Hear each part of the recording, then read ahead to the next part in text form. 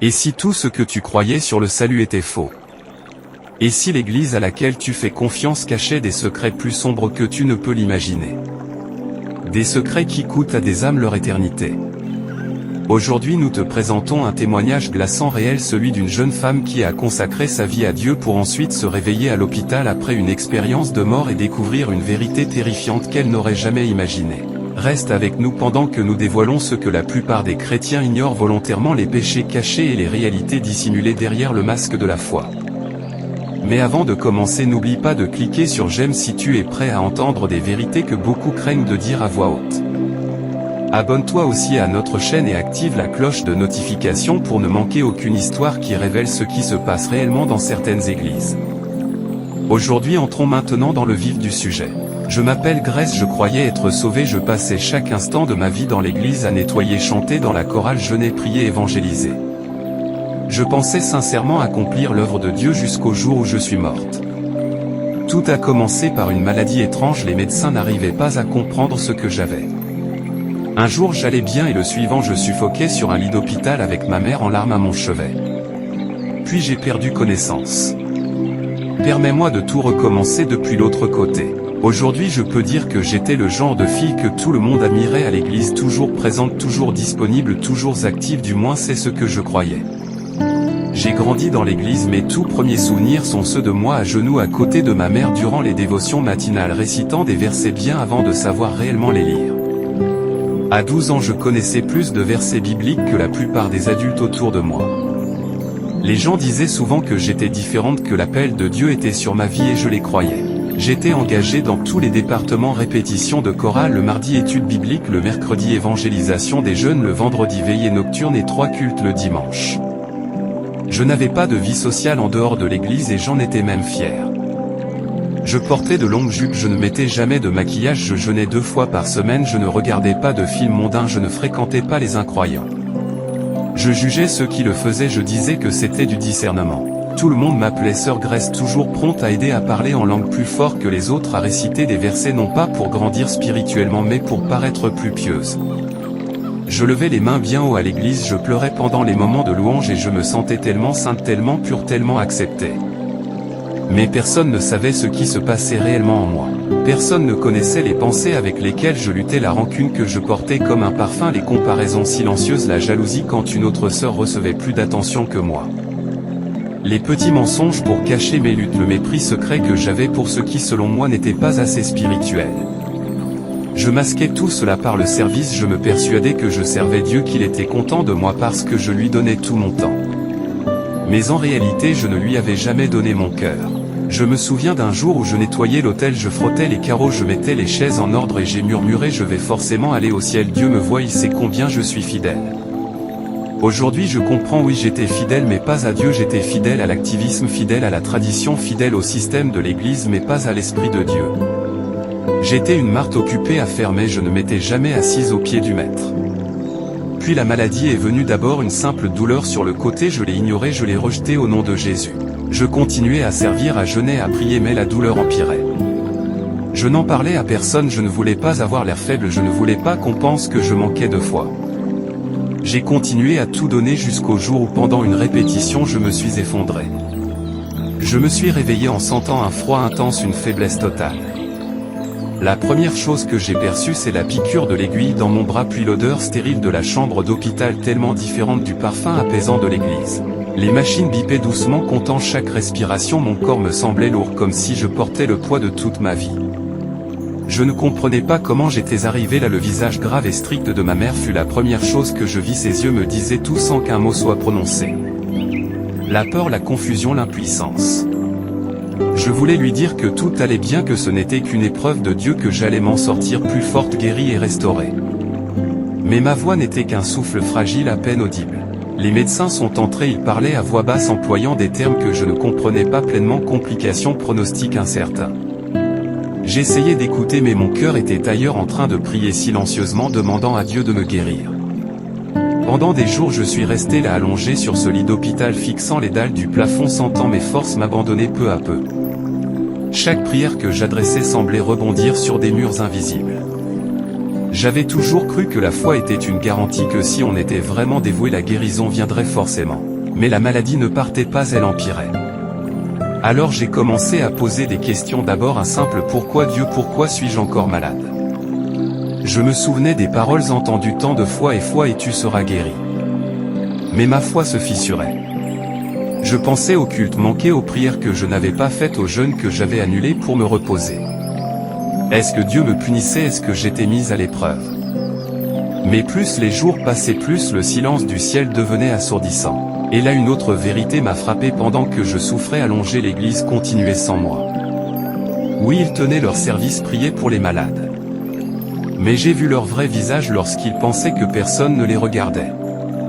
C'est dans ces moments que j'ai ressenti une vérité amère: l'Église est prompte à louer mais tout aussi prompte à condamner quand les choses ne vont pas dans son sens. Je me suis rappelé combien de fois j'avais jugé les autres, combien de fois j'avais murmuré leurs secrets dans des groupes de prière sous couvert de préoccupation alors que c'était pour me mettre en avant. Je réalisais que pendant que je m'activais sans cesse dans les choses de Dieu, mon cœur devenait froid, amer et orgueilleux. Je priais à haute voix mais jamais je ne demandais à Dieu de transformer mon cœur. Allongé seul avec mes pensées et mes peurs, je suppliais pour obtenir des réponses mais rien ne venait. Les médecins essayaient de me rassurer, des miracles arrivent disait-il, ma famille priait pour moi les larmes aux yeux. Mais au fond je me sentais vide. Et c'est dans le silence de cette chambre d'hôpital que j'ai entendu un murmure dans mon âme: tu n'es pas aussi sauvé que tu le crois. Ce fut la chose la plus dure que j'ai jamais entendue.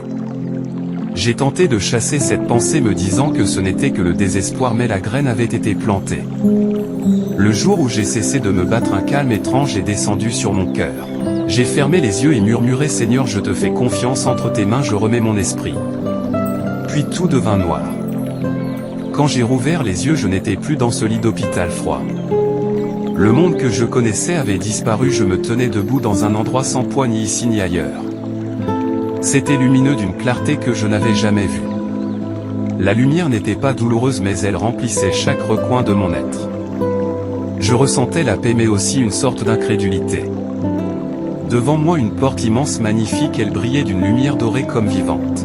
Ce n'était pas une porte terrestre, c'était quelque chose de saint, quelque chose de divin. Je me suis dit intérieurement: c'est le ciel, j'y suis arrivé. Mon cœur débordait de joie, un soulagement m'envahit comme une vague après une longue tempête. Après tous les jeûnes, les prières, les sacrifices, j'étais enfin chez moi.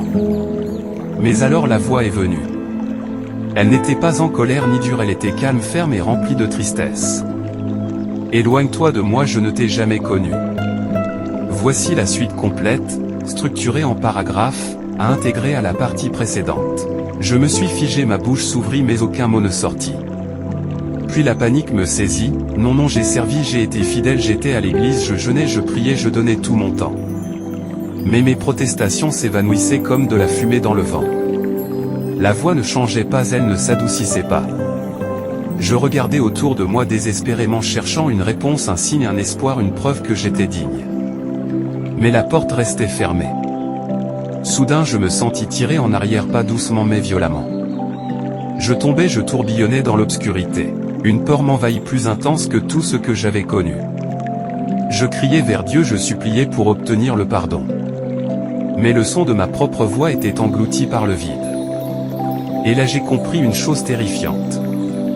Je n'étais pas sauvé, pas réellement. Chaque acte que je pensais saint, chaque sacrifice que je croyais suffisant pour assurer ma place au ciel n'était que des rituels vides. J'étais tellement occupé à paraître pieuse que je n'avais jamais examiné l'état réel de mon cœur. Dans mon cœur, j'avais adoré l'Église plutôt que le Sauveur. J'avais jugé les autres sévèrement tout en cachant mes propres péchés. J'aimais davantage les applaudissements des hommes que l'approbation de Dieu. À cet instant, j'ai compris que le salut ne dépend pas des œuvres ni des apparences mais d'une relation vraie et vivante avec Jésus. Une relation que je n'avais jamais eue. Et maintenant il était trop tard. Je tombais dans un lieu que je ne peux décrire que comme l'enfer. Mais ce n'était pas les flammes et le feu que j'attendais. C'était bien pire. Le poids insupportable du regret. Le bruit incessant de la douleur. Les visages des personnes que j'avais autrefois admirées désormais déformés par la souffrance. Et parmi eux je me voyais perdu, brisé, désespéré. Je criais: Dieu, pitié, une dernière chance s'il te plaît. Mais le silence était assourdissant. C'est là que le véritable voyage commença. Au moment où je fus entraîné dans cet endroit, je sus que ce n'était ni une histoire ni un cauchemar mais la réalité. Chaque respiration avait le goût de cendre. Chaque son résonnait comme un cri désespéré interminable sans espoir. L'air n'était pas chargé de fumée ni de chaleur mais d'une tristesse lourde qui écrasait mon esprit. Autour de moi je voyais des visages. Des visages que je connaissais. Des pasteurs, des leaders, des personnes que j'avais admirées désormais brisées et tourmentées. D'abord je voulus détourner le regard, nier cette réalité. Mais leurs yeux croisèrent les miens suppliant une miséricorde qui ne viendrait pas. Je marchais ou plutôt on me traîna à travers des couloirs sans fin. Chaque pas me menait à une nouvelle pièce, une nouvelle révélation. Dans l'une d'elles une foule était étiquetée comme air. Leurs bouches s'ouvraient en cris mais aucun ne s'en sortait. Je me souvenais des fois où je chuchotais derrière le dos des autres appelant cela prière alors que je répandais du poison. Dans une autre pièce de faux prophètes furent dévoilés. Ils portaient des vêtements saints mais leur cœur était enchaîné par la tromperie. J'avais déjà vu cela, des gens qui usaient du nom de Dieu pour bâtir des empires d'orgueil. Il y avait aussi une salle pleine de chrétiens orgueilleux où je me reconnus enfin. Une femme si fière de sa spiritualité et pourtant si éloignée de l'humilité. Je me rappelais l'amertume que je cachais comme un trésor secret. Les fois où je jugeais les autres pour me sentir mieux. Les fois où je priais à voix haute tout en nourrissant des rancunes en silence. Chaque pièce était un miroir révélant des péchés que j'avais excusés ou ignorés. Je réalisais combien il avait été facile de tromper tout le monde, moi y compris. Une voix chuchota: tu étais plus à nous qu'à lui, tu ne le savais juste pas. Je voulus crier, pleurer, mais le poids de mes péchés me clouait au sol. Je tombais à genoux, le feu léchant ma peau sans jamais brûler car la vraie douleur était intérieure.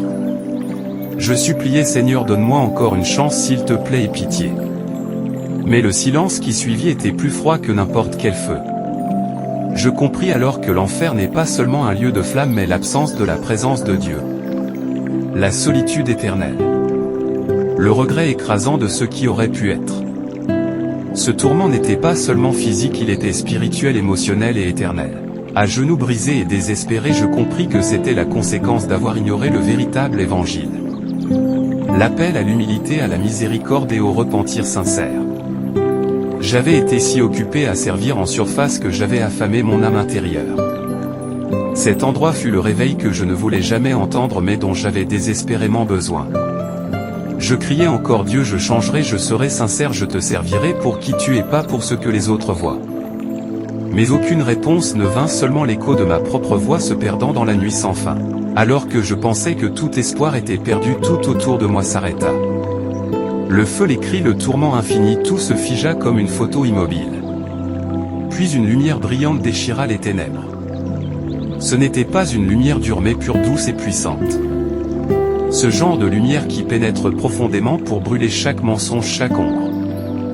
Dans cette lumière je le vis, Jésus. Non pas comme une figure lointaine sur une croix mais debout devant moi, vivant et radieux. Les yeux pleins de douceur et d'amour. Je voulus détourner le regard craignant de ne pas mériter sa présence. Mais son regard me retenait comme un père regardant son enfant perdu. Il ne prononça pas de paroles de condamnation mais me montra ma vie. Chaque moment, chaque pensée secrète, chaque péché caché. Je vis comment je jugeais les autres en prétendant être humble. Comment je me souciais plus de ma réputation que de mon repentir. Comment je cherchais à impressionner les gens à l'église portant ma foi comme un costume sans jamais laisser Dieu entrer véritablement dans mon cœur. Il me montra les visages de ceux que j'avais blessés par des commérages. Ceux que j'avais ignorés dans le besoin. Ceux que j'avais jugés durement. Je voulais nier tout cela mais je ne pus. Alors il dit quelque chose que je n'oublierai jamais. Tu savais comment impressionner les hommes mais tu ne m'as jamais laissé entrer dans ton cœur. À ce moment-là je compris la différence entre la religion et la relation. Entre jouer un rôle pour les gens et se rendre totalement à Dieu.